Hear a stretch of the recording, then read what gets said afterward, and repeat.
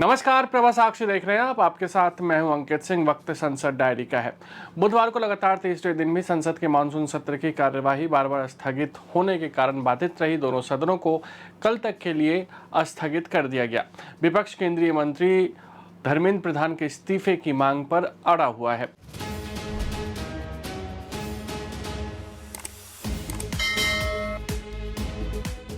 जहां राज्यसभा में केंद्रीय मंत्री किरेन रिजिजू और जेपी नड्डा ने साफ तौर पर कहा कि सरकार नीट यूजी पेपर लीक और अन्य मुद्दों पर चर्चा कराने के लिए पूरी तरीके से तैयार है, वहीं विपक्ष के नेता मल्लिकार्जुन खड़गे ने कहा कि संसद में निष्पक्ष चर्चा के लिए केंद्रीय शिक्षा मंत्री धर्मेंद्र प्रधान को पहले इस्तीफा देना होगा।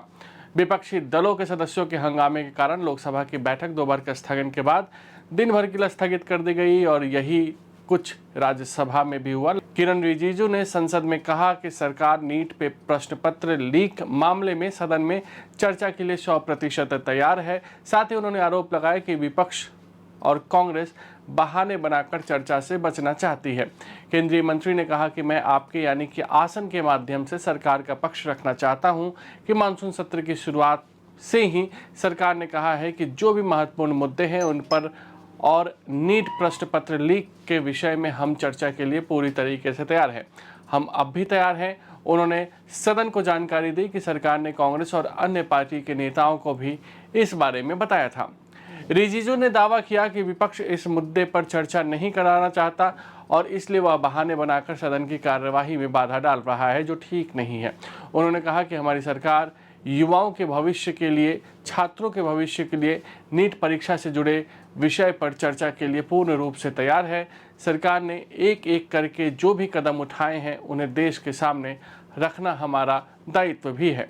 मानसून सत्र शुरू होने के बाद नीट प्रश्न पत्र लीक मामले में छात्रों के आंदोलन को लेकर विपक्ष के हंगामे के कारण संसद में जारी गतिरोध के बीच राज्यसभा में बुधवार को सदन के नेता जेपी नड्डा ने विपक्ष पर मर्यादाओं को तार-तार करने और प्रजातांत्रिक मूल्यों का हनन करने का आरोप लगाया। नड्डा ने विपक्ष की ओर इंगित करते हुए कहा कि ये जो इंडी गठबंधन है उसका व्यवहार बहुत गैर जिम्मेदाराना है। यह प्रजातांत्रिक विरोधी गतिविधि साफ साफ संसद में दिख रही है।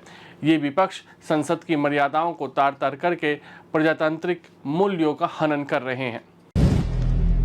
अगर आप भी लेना चाहते हैं देश दुनिया की तमाम जानकारी तो आज ही सब्सक्राइब करें हमारे चैनल को।